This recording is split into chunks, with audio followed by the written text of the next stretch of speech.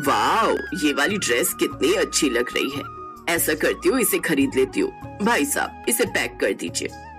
हाँ बहन जी, ले लीजिए, बहुत अच्छी ड्रेस है, इसे खरीद लीजिए, आपकी बेटी पर बहुत अच्छी लगेगी।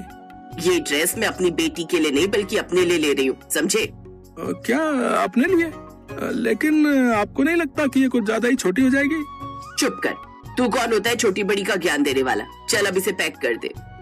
अगले दिन रमोला वो शॉर्ट ड्रेस पहनकर और आंखों में काला चश्मा लगाकर घर से निकलती है तो मोहल्ले की औरतें उसे देखकर बातें बनाती हैं। हे राम, इस रमोला को तो बिल्कुल भी शर्म नहीं आती। छी छी छी, ये कैसे कपड़े पहने इसने? अरे कम से कम अपने पति और बच्चों का तो ध्यान रखो। अरे पढ़ाई लिखाई तो हमने भी की है, लेकिन हम इतने बेशर्म नहीं है कि इस उम्र में ऐसे कपड़े पहने और तेरी तरह नाक कटवा दे। बेशर्म रमोला। तू चुप कर शीला, अब ओढ़ने पहनने की कोई उम्र तो होती नहीं, और तुम लोग क्या जानो फैशन। उसका पति दरवाजे पर खड़े खड़े ये सब बातें सुन रहा था। वो गुस्से में अंदर जाता है। रमोला का स्वभाव ऐसा ही था, वो ऐसे ही कपड़े पहनती थी। रमोला के 2 जवान बेटे थे, रौनक और अनुभव। एक रोज उनके कुछ दोस्त उनसे मिलने घर आते हैं तो रमोला बाथरूम से निकलकर टॉवेल लपेटे ही अपना बॉडी लोशन लेने बाहर आती है। ये देख उनके दोस्त हैरान हो जाते हैं और उसका मजाक उड़ाते हुए कहते हैं, अरे अनुभव, लगता है आंटी को हमसे मिलने की कुछ ज्यादा ही जल्दी थी, इसीलिए ये टॉवल में ही आ गई। नमस्ते आंटी जी, कैसे हो आप? हेलो बच्चों, वैसे मैं तुमसे कुछ साल ही तो बड़ी हूँ, तुम लोग मुझे दीदी भी कहोगे तो वो भी चलेगा। और वो तो मैं अपना बॉडी लोशन भूल गई थी, वही लेने आई थी। फिर कुछ देर बाद वो लड़के वहाँ से चले जाते हैं, लेकिन उसके दोनों बेटे ये देख बहुत गुस्सा होते हैं। माँ, ये क्या पहन के आ गई आप? ओफो, पहले तो तुमने सिर्फ मोहल्ले में हमारी नाक कटवाई थी, लेकिन अब बेटे के दोस्तों के सामने भी। छी, अब तो तुमने हद ही कर दी। ऐसे ही एक रोज जब रमोला शॉर्ट्स योगा ड्रेस पहनकर गार्डन में योगा कर रही थी तो पड़ोस के कुछ बुढ़े उसे अपनी छत से निहार रहे थे। ये देख मनोहर को बहुत गुस्सा आया। तुम लोगों को शर्म नहीं आती जो यहाँ ताक झांक कर रहे हो? है भाई, तुम्हारे घर पर माँ बहन नहीं है क्या? अरे ऐसा माल नहीं है ना, इसलिए। लोगों की इसी तरह की बातों से मनोहर को बहुत बुरा लगता है और इसी बात को लेकर मैं चिंता में बैठा हुआ था। तभी उसका दोस्त उससे बोला, क्या बात है मनोहर, तू इतना परेशान क्यों है? तू तो मेरी चिंता की वजह जानता ही है ना। मुझे तो डर है रमोला कहीं अपनी जैसी बहुएं ले आई तो मेरे बेटों की तो जिंदगी ही खराब हो जाएगी। तो तू उस दिन का इंतजार ही क्यों करता है? क्या मतलब? मतलब मेरे भाई की 2 बेटियां हैं जो गांव में रहती हैं, वो दोनों बड़ी ही संस्कारी हैं।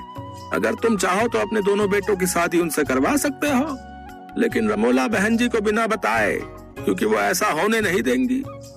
मनोहर को अपने दोस्त की बात बिल्कुल ठीक लगी और वो अगले ही दिन अपने दोनों बेटों के साथ लड़की देख चला गया। दोनों बहनें सर पर दुपट्टा लिए खड़ी थी। ये देख मनोहर और दोनों बेटे बहुत खुश होते हैं। आपकी बेटियां तो बड़ी ही संस्कारी हैं। जी भाई साहब, एक वही चीज है हमारे पास जो हम गरीब अपनी बेटियों को देख सकते हैं। वैसे बहन जी क्यों नहीं आई? जी वो माँ की तबीयत कुछ ठीक नहीं थी। इसी तरह वो बात को घुमा देते हैं। 2 दिन बाद दोनों बहुएं ब्याह कर अपने ससुराल आ जाती हैं, जहाँ उनका ससुर उन दोनों का गृह प्रवेश करवाता है, क्योंकि उनकी सास तो अभी तक सो रही थी। इसके बाद वो फ्रेश होकर सबसे पहले सर पर घूंघट ओढ़े पूजा पाठ करती हैं, फिर रसोई में चली जाती हैं और अपने सास ससुर के लिए चाय बना कर लाती हैं। उठिए माँ जी, उठकर चाय पी लीजिए। कौन हो तुम और मेरे कमरे में क्या कर रही हो? कहीं तुम कोई चोर तो नहीं हो? हम दोनों आपकी बहुएं हैं माँ जी, ये लीजिए चाय पीजिए। ये सुनकर रमोला के होश उड़ जाते हैं। फिर मनोहर उसे सब बताता है। रमोला हैरान रह जाती है और अपनी दोनों बहुओं को घूंघट में देखकर तो उसे और भी ज्यादा गुस्सा आता है, लेकिन अब वो कर भी क्या सकती थी। वो बिना चाय पिए फ्रेश होने चली जाती है। कुछ देर बाद दोनों बहुएं बढ़िया सा नाश्ता बनाकर तैयार कर लेती हैं। कुछ देर बाद रमोला भी शॉर्ट ड्रेस पहनकर हॉल में आती है, जिसे देखकर रोशनी कहती है, अरे माँ जी, ये आपने कैसे कपड़े पहने हुए हैं? ये तो ऐसा लग रहा है जैसे कोई छोटे बच्चे के कपड़े पहने हुए हैं। ओहो गवार बहू, इसे क्रॉप टॉप कहते हैं। अब तुम गवारों को क्या पता। लेकिन ऐसे कपड़े पहने हुए तो हमने बस बच्चों को देखा है। हमारे गांव में सब छोटे बच्चे पहनते थे ऐसे कपड़े। ये सुनकर मनोहर और उसके दोनों बेटे जोर जोर से हंसने लगते हैं, लेकिन रमोला गुस्से में अपने कमरे में चली जाती है। कुछ दिन बाद जब वो दोनों बहुएं सर पर घूंघट ओढ़े बाजार जाती हैं, तो उन्हें देखकर मोहल्ले की औरतें बातें बनाती हैं। अरे आज तक तो देखा था सास संस्कारी होती है और बहुएं बेशरम, लेकिन अब तो जमाना उल्टा आ गया है। इनके यहाँ तो बहुएं घूंघट वाली आई हैं और सास छोटे छोटे कपड़े पहनने वाली बेशरम। जब दोनों बहुएं अपनी सास के बारे में ये सब सुनती हैं तो उन्हें बहुत बुरा लगता है और वो घर आकर इस बारे में अपनी सास से बात करती हैं। माँ जी, आपको पता है आपके इन कपड़ों की वजह से लोग कैसी कैसी बातें बनाते हैं। मुझे फर्क नहीं पड़ता, मेरे जो जी में आएगा मैं करूंगी, समझी तुम। ऐसे ही समय गुजरता है। कुछ दिनों बाद उनके घर पर हवन होता है, जहाँ दोनों बहुएं साड़ी पहनकर घूंघट डालकर खड़ी होती हैं। रमोला शॉर्ट ड्रेस पहनकर वहाँ आती है। हवन खत्म होने वाला है मनोहर जी, आपकी पत्नी कहाँ है? ओह सॉरी, वो तैयार होने में थोड़ा समय लग गया। छी छी छी, ये सब क्या है? पूजा में ऐसे कपड़े, घोर अपशकुन। आज के बाद मैं तो क्या कोई भी पंडित आपके यहाँ पूजा में नहीं आएगा। छी, अब यही दिन देखना बाकी रह गया था। मुझे तो शर्म आती है आपको माँ कहते हुए भी। पंडित जी गुस्से में वहाँ से चले जाते हैं। सभी उसको खरी खोटी सुनाकर चले जाते हैं। उस दिन रमोला को पहली बार थोड़ा बुरा लगा था। 2 दिन बाद वो टेलर के पास कपड़े लेने जाती है। वाओ, ये टॉप तो आपने अच्छा सिला है, लेकिन इसका गला थोड़ा डीप हो गया है। तो क्या हुआ बहन जी, आप तो वैसे भी डीप नेक ही पहनती हैं, और सच कहूँ तो आपके सेक्सी फिगर पर ये कमाल का लगेगा।